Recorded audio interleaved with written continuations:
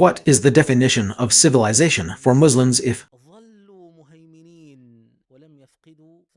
Muslims remained dominant and did not lose their Islamic culture or their Islamic religion? What is the golden age of Islamic civilization? Even Orientalists choose the 3rd, 4th, or 5th century age. How do we explain the entry of the Arabic language into North Africa? This is natural, because they were an Arab state and their base was Arab. Didn't you force these peoples to learn the Arabic language against their will? I mean, if it is in our nature to force, what should we do? Force everyone? What is the correct answer? So, when do you condemn the Umayyads? You condemn them if they tried to force others to abandon their languages or learn Arabic. This did not happen, my brother. You were not racist towards them. There is one exception to this rule of ours, and that is the first Islamic conquests. Rather, it was our peoples who entered Islam. Will we ever return? Every nation, in order to transform from humiliation to glory and to empowerment, has undergone this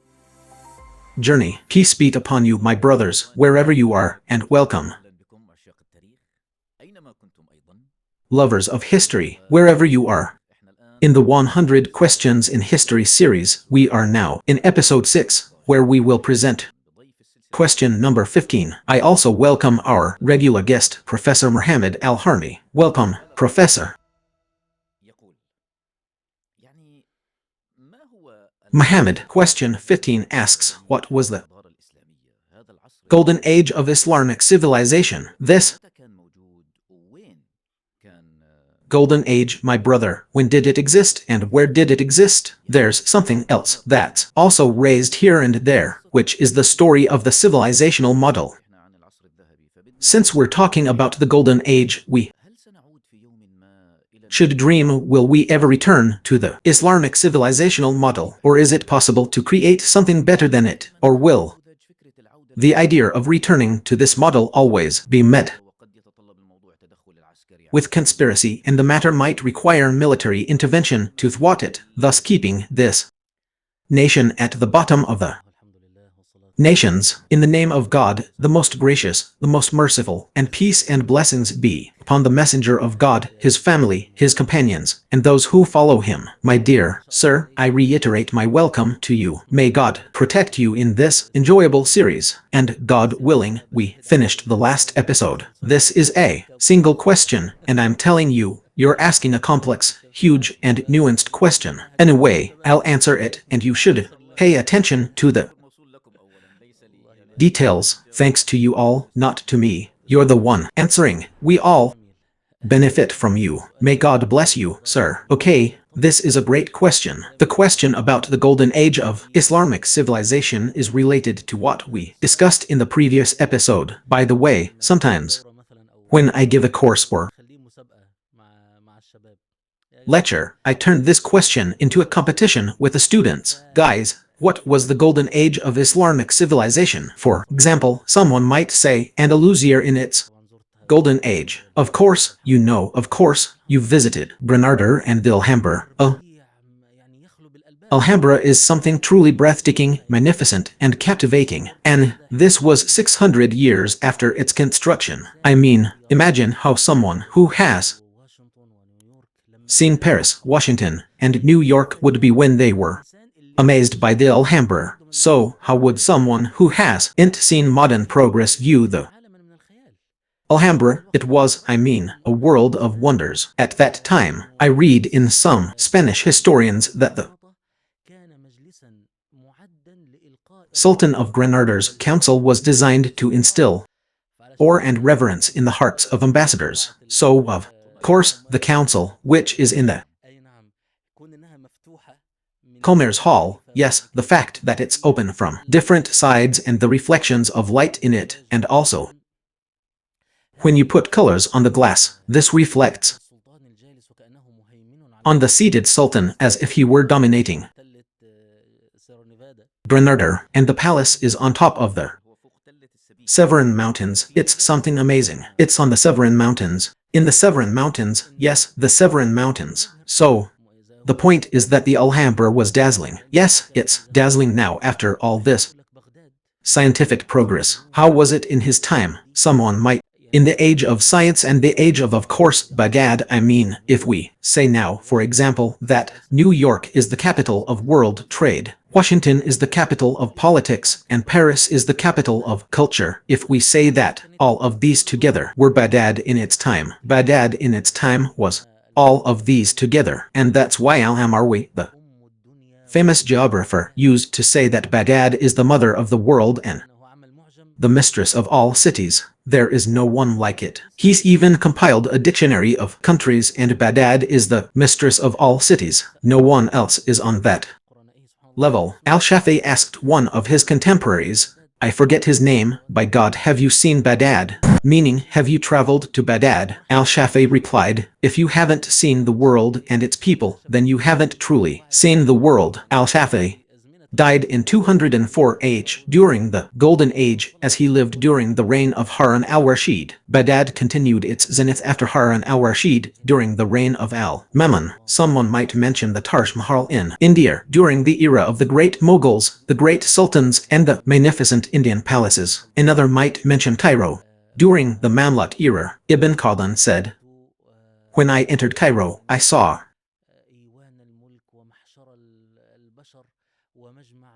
meaning. What does he mean? The royal palace, the gathering of people, the assembly of pearls from among the people. He continued, I ask our sheikh, what is this Cairo? He replied, everything people describe. If you see it, you see it, without what they describe, except for Cairo. So Ibn Khaldun entered Cairo and said, whoever hasn't seen Cairo hasn't seen the glory of Islam. Cairo at that time, I mean, you're right in front of the Islamic world. Will Durant said the world in the Middle Ages was four paradises, all in a Islamic world. So, the manifestations of Islamic civilization, I told her, if we start talking, we'll never finish. So when I ask young people, where do you see the golden age of Islamic civilization? They tell you Baghdad during the reign of al-Amin, during the reign of al-Mamun, during the reign of Harun al-Rashid, Cairo during the Mamluk era, Bernarder, Cordoba, Fez. But the truth is, all these answers are wrong, all wrong. What is the correct answer? What is the correct answer? And by the way, even Orientalists, when they write about the peak of Islamic civilization, also choose the 3rd, 4th, or 5th century. The correct answer is that the golden age of Islamic civilization is the era of the rightly guided caliphate. Wow, yes, by the way, it's shocking to the masses. Yes, you LLC why? Yes, even though it was the rightly guided caliphate, this didn't build a red palace, nor a shop, nor did it have any magnificent buildings, inventions, or clocks. So why, firstly, do we get the idea of a golden age from there? Prophets saying, peace and blessings be upon him, the best of people are my generation, then those who follow them, then those who follow them. Here we return to the standard that distinguishes us as a Muslim nation. We, the Muslim nation, what is the best thing we have added to the world? Is it what we brought in terms of sciences, arts, architecture, decoration, books, writings, and inventions? Or is the best thing we brought in terms of ideas, awareness, ethics, and values, freeing people from the worship of worship, bringing people out of darkness into light, and elevating the human soul to be a seeker of the hereafter, not a seeker of this world, to be abstaining from worldly things and content with them, and to be a fighter in the path of truth without expecting gain or reward, not seeking exaltation on earth or corruption. It is natural, my friends, that we exist in the world. We exist under the dominance of Western civilization, and it is natural for the Orientalists who Western civilization, by its very nature, is the first thing that comes to mind when they look at the pinnacle of power. They naturally think of Baghdad, Andalusia, and Cairo. But Muslims, no. Muslims search for the era that best embodied Islam, the era that best embodied Islam, even if it lacked any material or architectural manifestations. I mean the era of Umar, the era of Uthman, and even the era of Ali, may God be pleased with him. All of these eras, including the Wars, are considered by Muslims to be superior. Andalusians and the Mughal sultans in India. Why, for example, the era of Abu Bakr and the era of Umar. Our master Umar saw his brother's killer and said to him, "By God, I will not love you until you love the earth." The killer asked, "Does this truly prevent me from exercising my rights?" Umar replied, "No." The man then said, "Love what you will, or don't love at all. Women only grieve over love." The great and mighty caliph, who ruled a third of the world as they knew it at that time, could not deprive someone he truly hated of his rights. He could not deprive him of his rights. He truly hates his rights. This is the world we Muslims want. We want this civilized world. Yes, this is civilization. We want the whole world to be full of huts and houses made of hair and stone, with no cell phones, no luxuries, no satellites, nothing. Justice will prevail. Human dignity will reign, and people will walk the streets feeling safe without fear of a tyrant, a thief, a highwayman, or having their rights violated. Yes, this is the world we Muslims seek and prefer to the world full of luxury, skyscrapers and all kinds of modern technology, where human dignity is trampled, people are imprisoned, people can't obtain their rights. People struggle to file a case, and legal proceedings drag on. People can be manipulated in the corridors of the judiciary and the law, or in the corridors of capitalism. This is the world we Muslims want. The golden age we yearn for is an era where, even when we fight as Ali fought Muawiyah. May God be pleased with all the Prophet's companions. They would fight, and when the time for prayer came, they would pray behind a single imam. They would fight, differing in their beliefs, shedding each other's blood, but they would fight while both striving to understand the truth. The two sides would fight for the sake of truth, not out of greed for worldly possessions, wealth, or territorial expansion. Ali believed he was right, and Muawiyah believed he was right, and behind each of them were those who shared their views, and some who remained neutral. Even while they were fighting, when the time for prayer came, they would line up behind a single imam. When the fighting ended, Ali would call out, "Do not follow those who flee from the battle. No one should chase after them, nor should anyone curse the slain or attack the wounded. If only the world, even when fighting, would fight for the truth we couldn't resolve through peaceful means, and when they fight for their truth, when the moment of morality, the moment of worship arrives, they would line up, standing in a single line, and when the battle ends with the victory of one side, all people learn these morals. In wars, a Muslim must understand that his mission in life is not, in fact, his number one priority, to display grand material possessions. On the contrary, the Holy Quran rejects, condemns, and denounces grand material possessions when they are coupled with disbelief, injustice, and corruption. Odd. Almighty says, "We destroyed what Pharaoh and his people were building and what they had erected," meaning the tall buildings. So, Pharaoh, the one with the sticks, is he a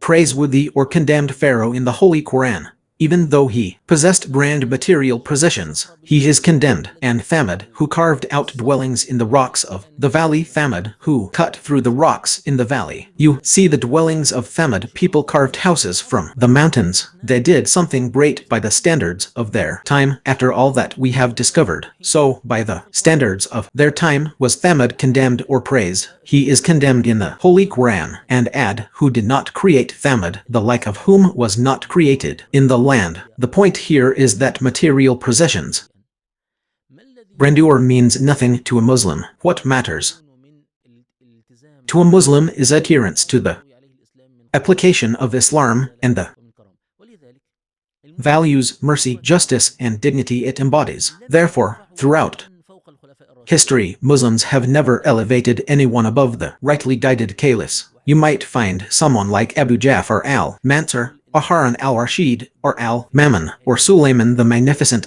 These people who achieved great power and dominance, and Hisham ibn Abd al-Malik. Muslims throughout history have compared them to Umar ibn al-Khattab and Abu Bakr al-Siddiq. This ruler wouldn't dare claim to be better than Umar or Abu Bakr because his rule was broader, or because he built a grander palace, or because he possessed more wealth. That standard simply didn't exist. A criticism was directed at him because he didn't rule like Umar. For example, when Abu Ja'far al-Mansur entered Medina, Ibn Abi Dihib told him, "You are a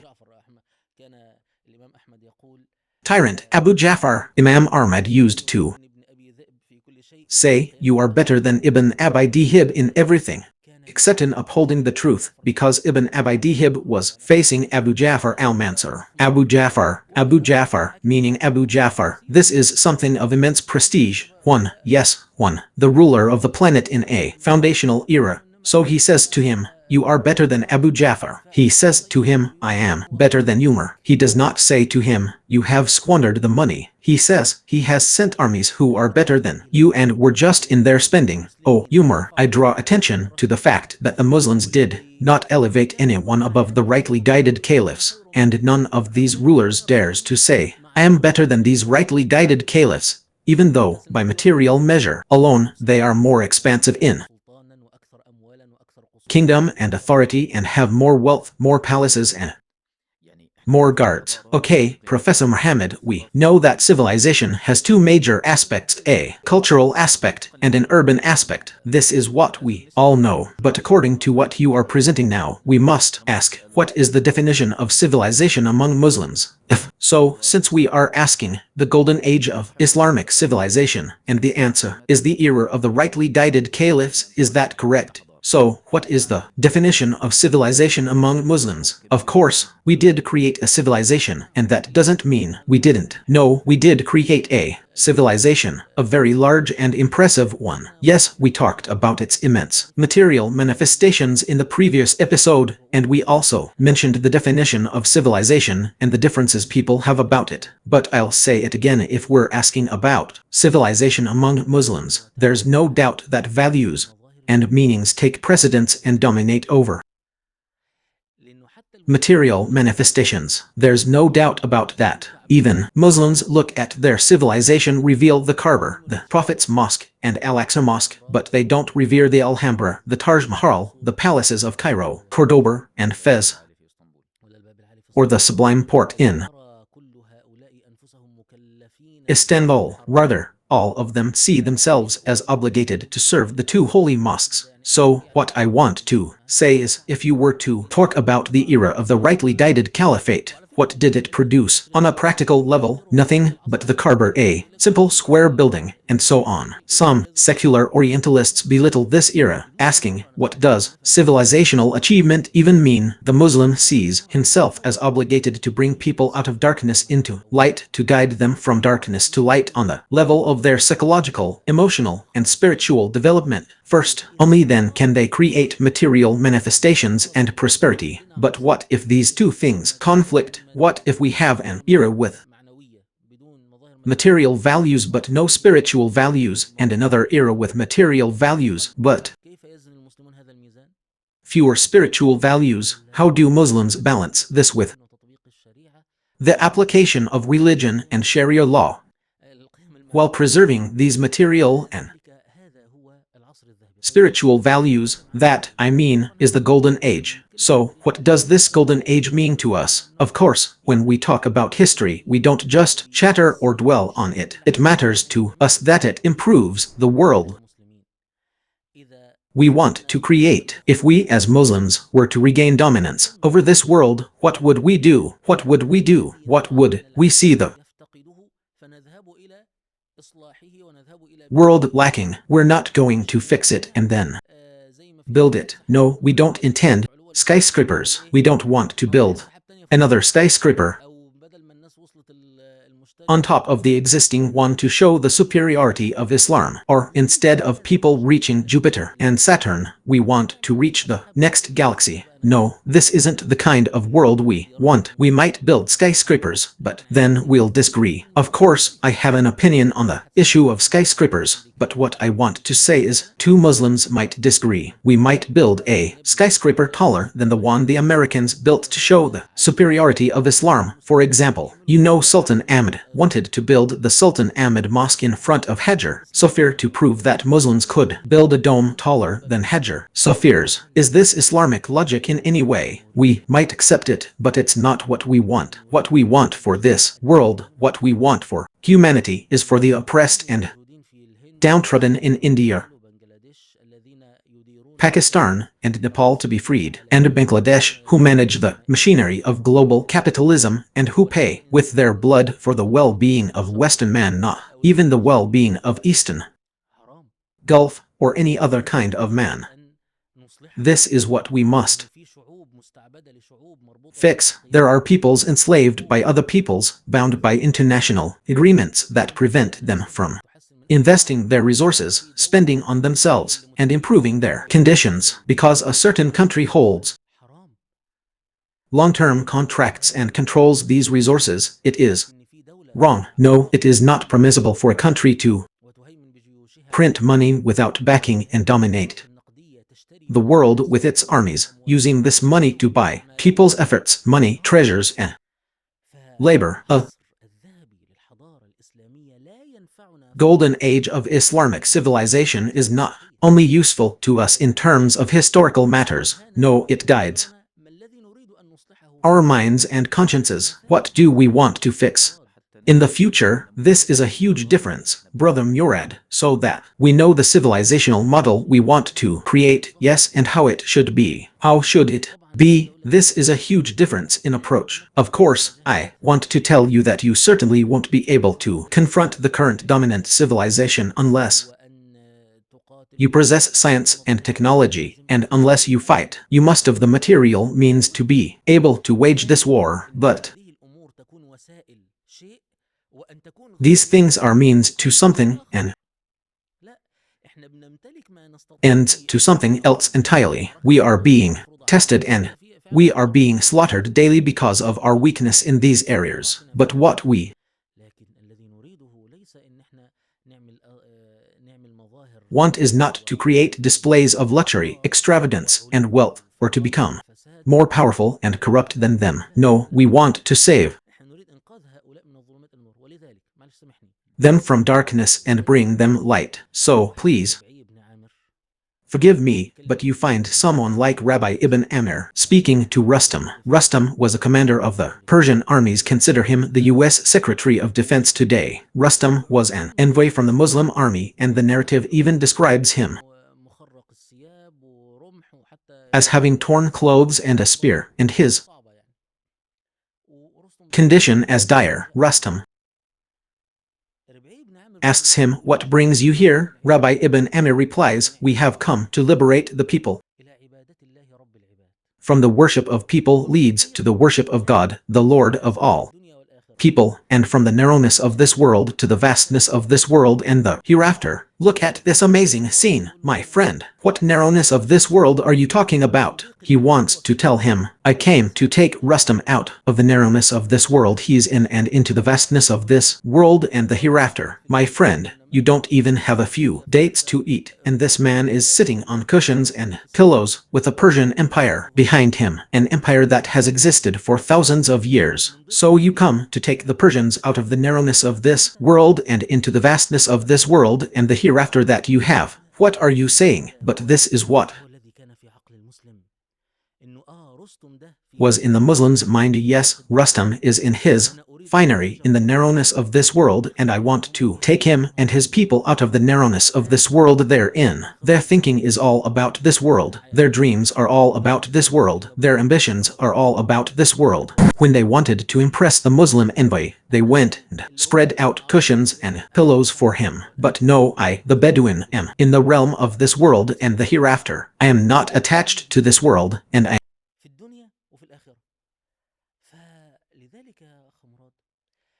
provision in this world and the hereafter. Therefore, my brother, Murad, if a Muslim truly understands this meaning and it settles in his mind, he will see the world as it truly is, and he will see these forms of civilization as they truly are. He will see beneath this dazzling and captivating facade the deception, injustice, corruption, immorality, bloodshed, and oppression of children. When you hear that millions of children work 12 or 16 hours a day in factories making shirts for Gucci in Italy or such and such brand in Paris, you don't look at the shirt itself, how nice it is, or how well it fits. No, you look at the blood that has been shed and the efforts that have been wasted so that Western men and Eastern men who have no money can wear those shirts. This is an important matter. The golden age of Islamic civilization is the era of the rightly guided caliphate, which the Prophet, peace and blessings be upon him, foretold when he defined the stages of Islamic history, saying, "Prophethood will remain among you as long as God wills it to remain. Then he will remove it. When he wills, he will nurture it. Then a rightly guided caliphate will be established according to the prophetic model, and it will remain among you as long as God wills it to remain. Then he will remove it when he wills it to be removed, and then it will become a tyrannical monarchy. We are descending like this, descending, and it will remain among you as long as God wills it to remain. Then he will remove it when he wills it to be removed, and then it will become an oppressive monarchy, and it will remain among you as long as God wills it to be. Then he will remove it when he wills it to be removed, and then there will be a caliphate established according to the prophetic model. This is the golden age. We will return to the golden age. We will return, and the golden age, as the Prophet, peace and blessings be upon him, foretold, is an hour. This final return will also have wealth. I want to tell you that the rightly guided caliphate also had wealth. The era of our master Uthman ibn Affan was an era of prosperity, by the way, and that is why our master al-Hasan al-Basri said, of course, our master al-Hasan al-Basri was one of the senior followers. He met the mothers of the believers and lived during the time of Uthman. He used to say, "I was in Medina, and not a day would pass without someone calling out to the people, 'Come here, I will give you money. Come today, there is money.' Every day he would say, 'There is no day every day regarding money.' I don't mean that. I mean, when I talk about moral values, ethics, and religion, it doesn't mean we'll be in a void of worldly possessions and perpetual poverty. No, but I want to say that this is the most important element.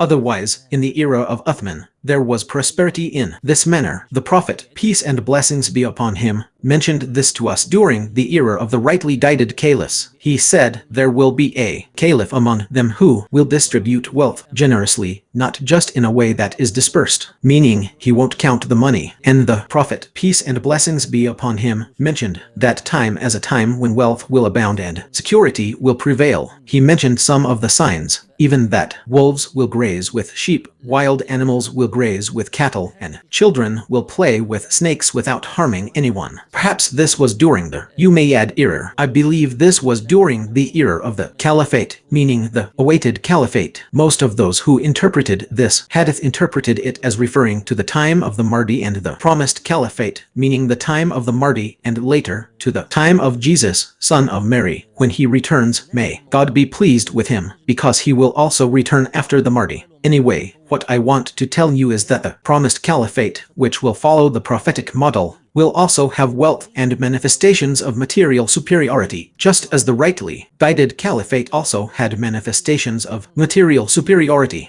But neither of these things is what distinguishes it as the rightly guided caliphate, and neither of these things is what we Muslims aspire to achieve. No, the Umayyad era will remain less than the era of the rightly guided caliphate, even though it was more expansive, wealthier, and more powerful. The Abbasids will remain less than the Umayyads, and the Ottomans less than the Abbasids, and so on. Okay, Professor Muhammad, so that we can close this question and move on to the next one, God willing. What does this question, Professor Muhammad, mean? Does it mean that we, the Muslim nation, are at the bottom of the nations? Is that our current assessment, whether it's of ourselves or how others assess us? And consequently, the feeling that if we want to return to this civilization dominance. Muslims are the leaders of the world, the masters of the world. We are the ones who talk about the idea of morality and its promotion among nations so that these nations may rise. As the nation of Islam rose, welcome to whoever wants to enter the religion, let them enter. Whoever wants to continue with their life, welcome. But there must be justice, communication, and harmony. The masters of this universe are the nation of Islam. We will not reach this sovereignty unless there is a strong economic element and a strong element of power. Therefore, he asks, will we ever return? This day is far near. Will it come? Will it not come? What is the story? It is very beautiful. It is necessary to the elements of economic strength. Science and technology are essential. For what is necessary to fulfill an obligation is itself obligatory. However, more important than the economic and technological elements is the human element. Therefore, I reiterate, in the Battle of Al-Aqsa, how the psychologically prepared fighter, lacking in technology and weaponry, performs miracles, while the heavily armed soldier, when surrounded, screams and experiences terror, suffers psychological illnesses, and refuses to serve again, among many other consequences. Psychological preparation is the foundation, and it will undoubtedly lead to material strength. Do we want to feel dominant? Yes, we do, but not for personal gain, nor to replace American, Russian, or Chinese tyranny with a Muslim one. No, we do not seek dominance for ourselves, nor do we desire to spread corruption or arrogance on earth, but rather for the sake of God's word. That is why the Prophet, peace and blessings be upon him, in the most difficult circumstances for Muslims, said, fighting has been prescribed for you, though you dislike it. When asked about a man fighting out of zeal for his people, or out of courage he fights because of his psychological makeup, and he fights to see his place, meaning people will see him. Is that for the sake of God? The Prophet said, whoever fights so that the word of God is supreme is fighting for the sake of God.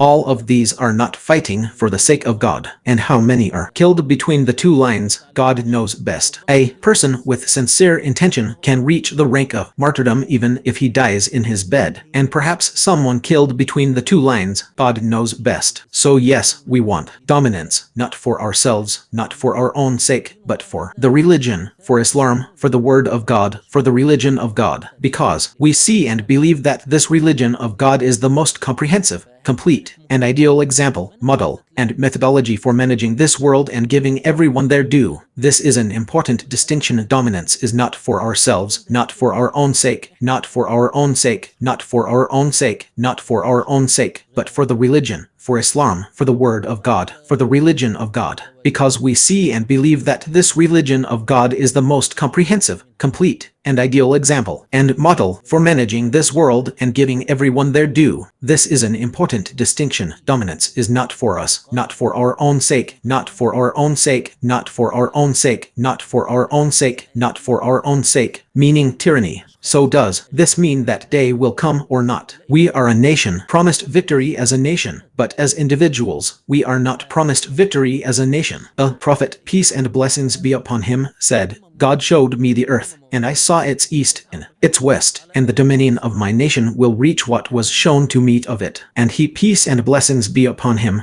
said, God will not leave a house of mud, hair, or stone, except that this religion will enter with the might of the mighty or the humiliation of the lowly. And he said, Constantinople and Rome will be conquered, meaning the nation is promised victory. As for individuals, as for generations, they are not promised victory. They are obligated to work, strive, and wage jihad. So what I mean is, no one should move through life while fearing the nation's fate. The nation is promised victory. Everyone moves through life while fearing for themselves and their fate. Does this mean that Western civilizational superiority or the West claims that the Islamic nation will rise. Impossible, impossible. Between us and rising, between superiority and hegemony lies a violent, arduous, and bitter journey of jihad, struggle, and strife. Every nation has undertaken this journey to excel, including the Americans, the British, and the French. Every nation has undertaken this journey to transform from humiliation to glory and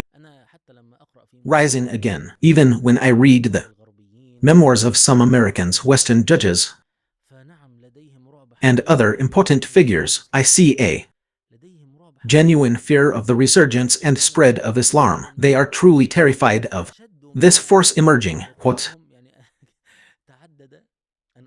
worries them most is the way they see this scenario reflected in reports and memoirs. All the material evidence suggests that these groups are weak and in a difficult situation, while we are capable and superior to them. They say, but we must always remember that this religion emerged suddenly and prevailed unexpectedly. They fear history repeating itself. This suddenness is driving them crazy. I've told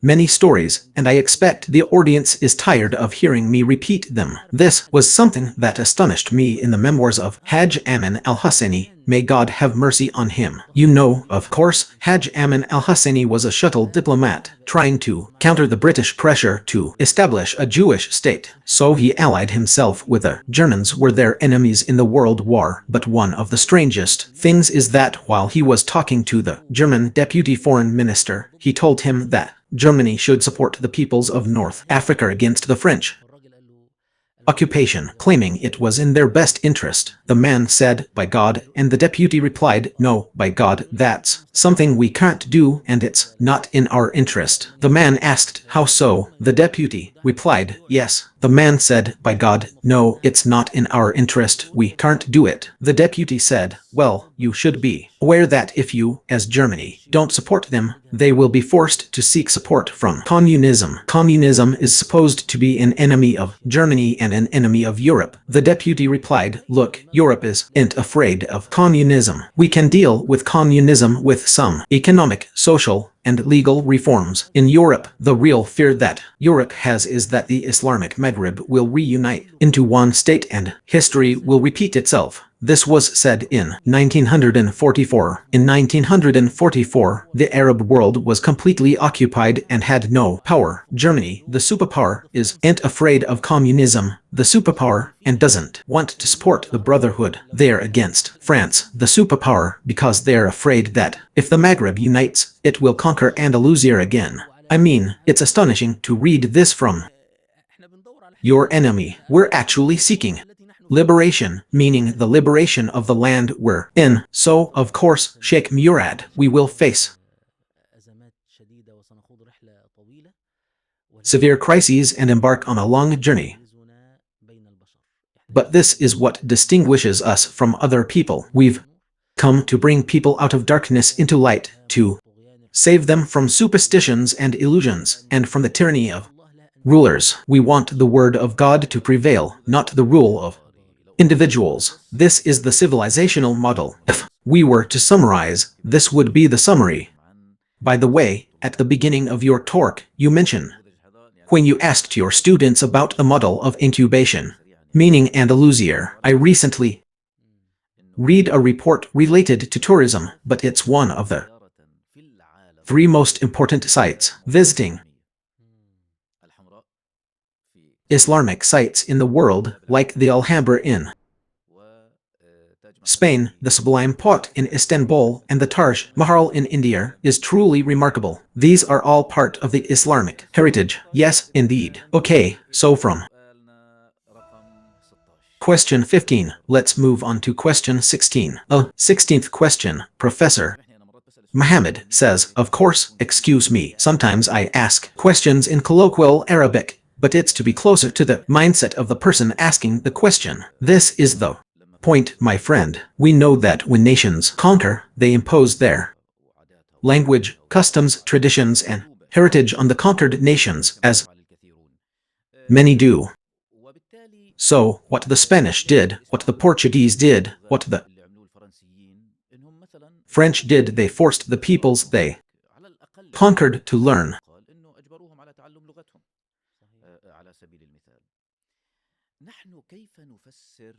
their language. For example, how do we explain the spread of Arabic in North Africa? You Muslims, didn't you force these peoples to learn Arabic against their will? These peoples to whom Islam spread, you weren't racist. It's important, like the Turkish mothers, the Persian mothers, the Amazigh mothers, and other nations that embraced Islam. So how do we explain the spread of the Arabic language in North Africa and everywhere Islam spread? May God bless you. This is an important and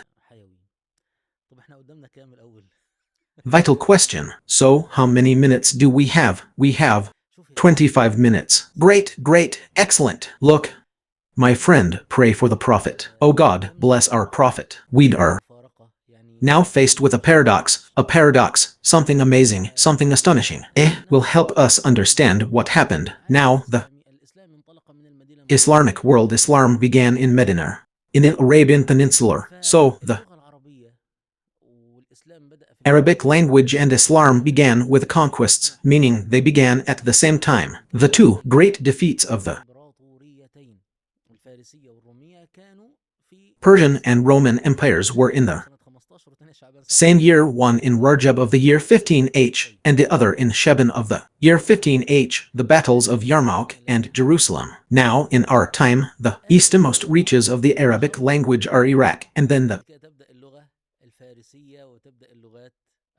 Persian language begins.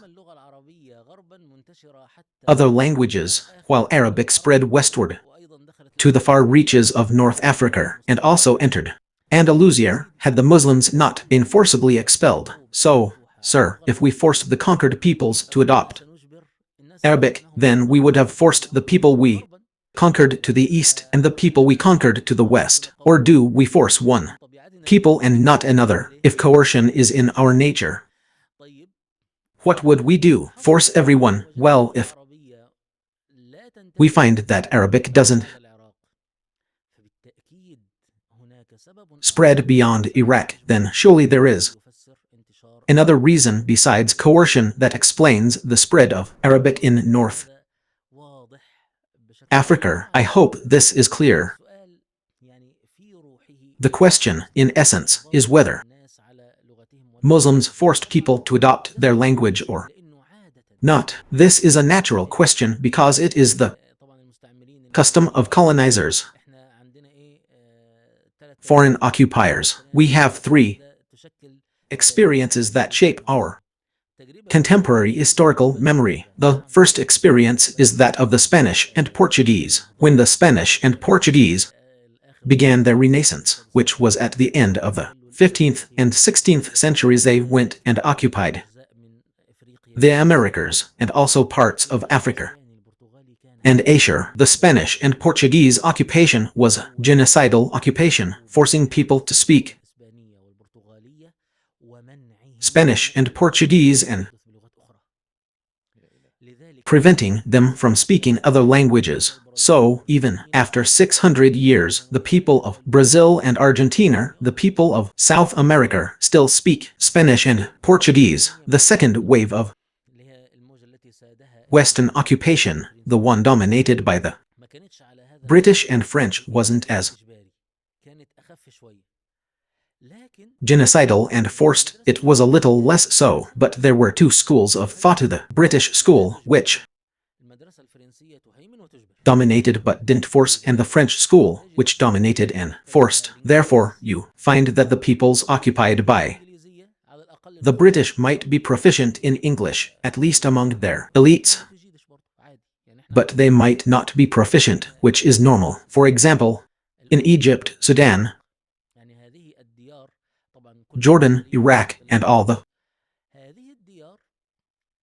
Gulf countries were occupied by the British. English didn't become ingrained in the people of these countries. Rather, it was learned by the elite who managed relations and were raised in positions of power.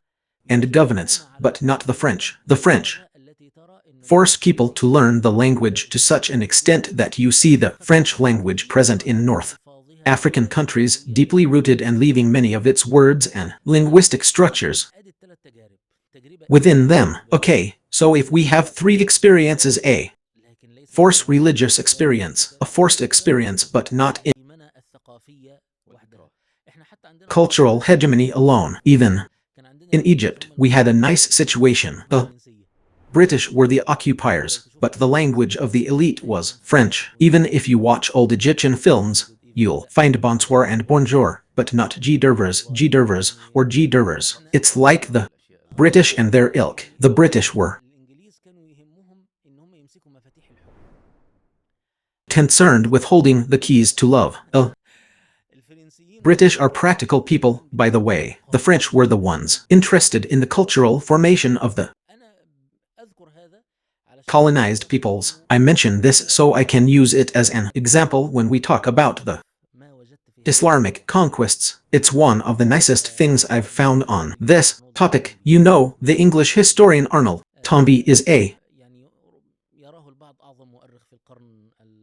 famous historian. Some even consider him the greatest historian of the 19th century. Arnold Toynbee also wrote a book that he devoted his life to. Remember, we mentioned in a previous episode that Will Durant devoted his life to it. Our friend Arnold Toynbee devoted his life to a book he called A Study of History, which came out in 12 volumes. Its Arabic translation is available in 4 volumes. I think it took him about 40 years, or maybe 30, I don't remember exactly, but the gist of it is that this book summarizes the journey of civilizations, their rise and fall in difficult academic language. His language is very pleasant, and those who translated it into Arabic were native speakers. When you read Will Durant's book, you feel like you're reading an Arabic text. His English style is so pleasant that anyone who understands a little English will love to read Will Durant. Arnold Toynbee was a specialized academic, and even those who translated his work into Arabic were, well, you know, they couldn't soften the dryness of his language. So, what I want to say is, where did Arnold get this from? One of the rules he arrived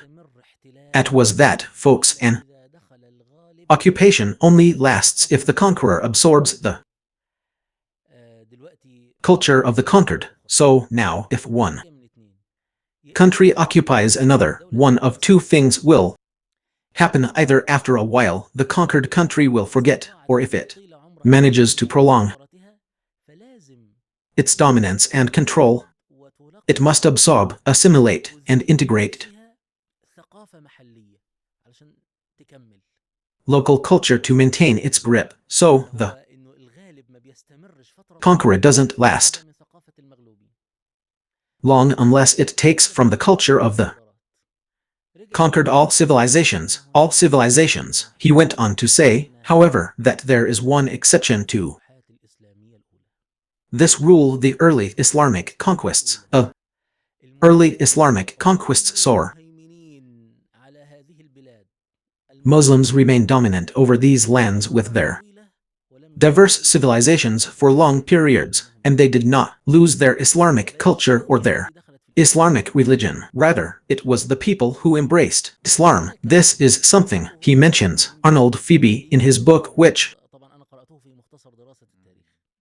I read in a concise history, mentions someone like Jack Rissler, whom I mentioned in the previous episode. Rissler, a Frenchman, wrote a book about Arab civilization, titled Arab Civilization, available online. He said it wasn't surprising that peoples adopted the religion of the dominant power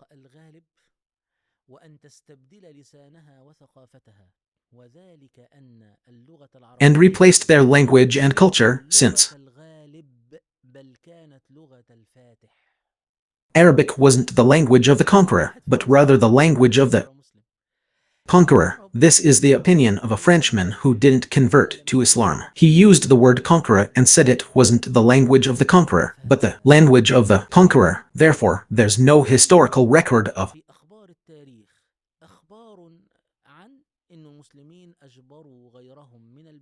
Muslims forcing other countries to learn their Language, for example, in Egypt, Joseph Laban says that Islam achieved in Egypt what no conqueror could. Pharaonic Egypt, for instance, was ruled by Greeks, Romans, and Persians, yet it didn't abandon its language. When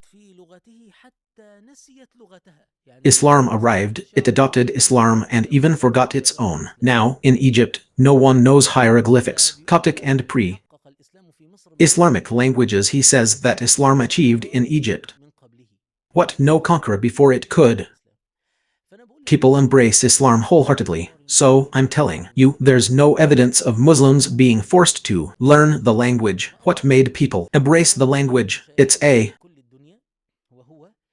natural phenomenon we see all over the world. The dominant, superior civilization, the cultural civilization that occupies a high position, the prevailing civilization, people aspire to it, just as we learn English now. Why do we learn English? Because any respectable job requires you to know English. A businessman who wants to trade must know English. Most people who want to be respected researchers in any scientific field must learn English. So, the language of a superior civilization becomes a requirement by virtue of its superiority. This is a natural phenomenon. Naturally, when Muslims were the dominant civilization, people turned to learning Arabic, and the second and most important point is that this language, Arabic, is the foundation of the religion. People who wanted to practice their faith, learn their religion, pray, fast, read the Quran, and understand it turned to learning Arabic. For example, you find that in regions dominated by the Ottoman Empire, such as parts of Eastern Europe, which were conquered and brought into Islam, the people didn't learn Ottoman Turkish. Only their elite learned it at the time, but the Muslim population continued to learn Arabic. Even in regions where historical circumstances led to a decline in Arabic usage, such as parts of the East like Persia, Sindh, India, and Afghanistan, Arabic remained the language of science and culture. For instance, if you go to Iran, you'll find that most students in religious seminaries know Arabic. Go to India, and you'll find that most students of Islamic law know Arabic. Go to Afghanistan, and they know Arabic. Go to Indonesia and Malaysia, where Islam didn't reach at all, and you'll find that they send students to Al-Azhar. So, for people to learn Arabic, the secret to the spread, survival, and expansion of the Arabic language lies in its connection to religion and its primary role. In its initial stage, it was the language of a superior, dominant, and hegemonic civilization. As for the claim that Muslims were forced, there is no historical evidence to suggest that Muslims were compelled to learn Arabic, not even the Umayyads. Umayyads were an Arab state. This is the crucial difference. It's good that you asked this question. It reminded me of something. This is the difference that explains why North Africa remained Arab, while the Islamic West remained Arab, and the Islamic East did not. The Umayyads were an Arab state. Their court was Arab, their ministers were Arab, their scribes were Arab. Everything about it was Arabic. Therefore, the Levant, Egypt, and North Africa, which the Umayyads conquered, or rather, reconquered, and Andalusia, where the Umayyad state was revived, this entire region was Arab. Meanwhile, the Abbasid state came and established its headquarters in Iraq. Its ruling elite was a dual one, containing Arabs and Persians, then later Arabs and Turks, then Arabs and Persians, and later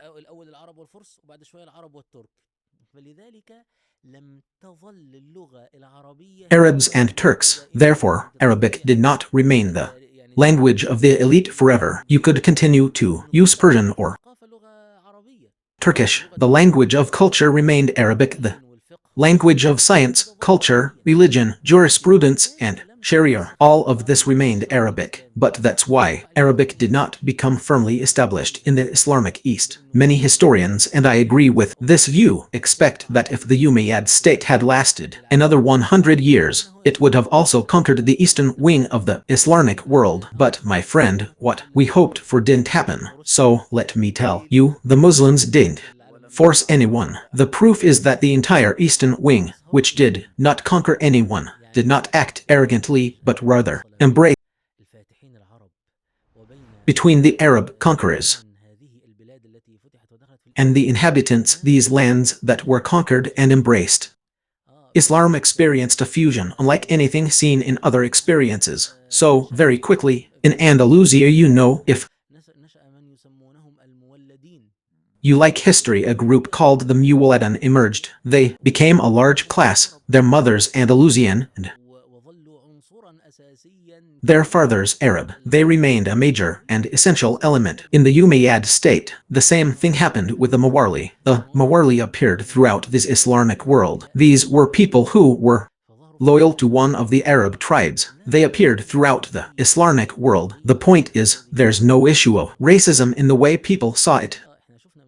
From Europeans, we saw something horrific from Europeans, represented by centuries of slavery and enslavement. You saw people being herded from Africa in chains and put on ships to be used as slaves. This phenomenon never existed in our Islamic world, for example. But perhaps what made people ask this question and raise this issue more than it deserves and give it more importance than it deserves is that it's not the same thing. Its significance lies in the story of the Umayyads' insistence that rule should be within the Arab race. Is this true? I mean, it is true, but you want to say it's true. Is this something bad or something good? That's where we disagree. The Umayyad state was an Arab state. Its court was Arab, its elite was Arab, and its popular base was Arab. So, is this something good or something bad? People differ. I am among those who see it as something good, while I deny the bigotry some Umayyads displayed towards the Mawarli non-Arab Muslims. Of course, it existed. In the end, when I talk about a phenomenon, we must know that this phenomenon has its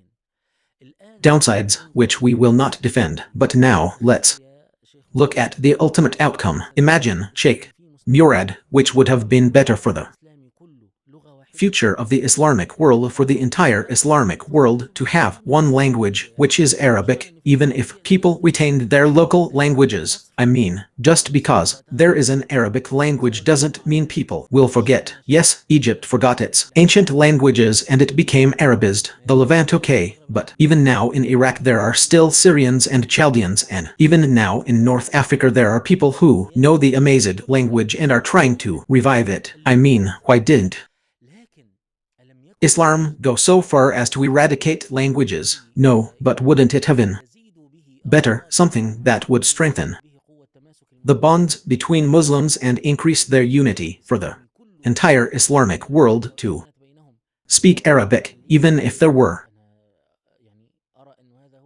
local languages among them? I think that's the right thing to do. It's natural for an Arab to be an Arab state and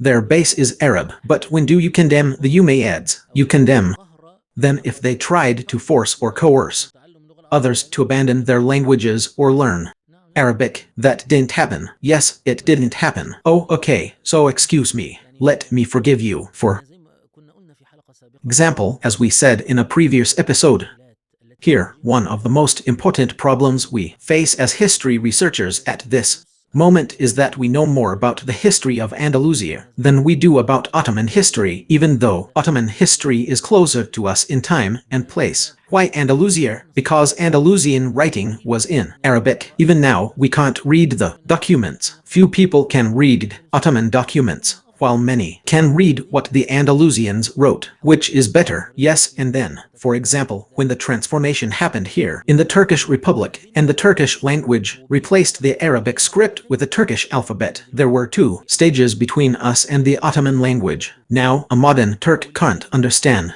what his ancestor wrote, and someone who comes to learn Turkish in Turkey will learn modern Turkish to try to understand the old one. Therefore, you find, for example, one of the interesting phenomena that appeared here in Turkey is that an Arab like myself, who doesn't understand Turkish, will ask a Turkish friend to read the inscription on this grave. So, the Turkish friend will read it to him in Arabic script and he will understand, but I won't. If the Ottoman state had been Arabized, wouldn't that have been better? Even in defending the Ottoman state, I mean, wasn't one of the areas that were pressured by colonialism being areas where these people were Arabs and those were This was one of the things that the so-called Great Arab Revolt created, a rift between Arabs and Turks. Of course, I wished the Umayyads had prolonged their rule. I'm a big fan of the Umayyads, by the way. I really wished they had continued their rule and that the entire Islamic world had become Arabized. I think that would have been better. But now, as I am answering the question, you're too old for people to learn the language, I find it an advantage to say, no, we're not too old. The proof is that the other side of the Arabian Gulf is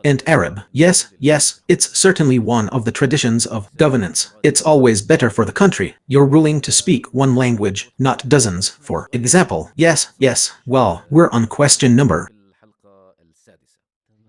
16, and we're now on episode 6. Okay, but time's up, as usual. So, if we move on to question 17, which is also related to the story of civilization, Islamic civilization, and the idea of how Muslims dealt with other civilizations and their heritage, we might need a long time, I think, to answer this question. Therefore, we'll stop here, the 16th episode, and we meet again, young history enthusiasts, lovers of history, all those interested in this series, 100 Questions in History. We will meet in the next episode, God willing. Until then, watch more programs about Islamic history to learn about its events, victories, defeats, leaders and scholars, its secrets, governance, politics, wars, and battles. All you have to do is follow our history channel on YouTube. Our history stretches from the furthest point in the past to the furthest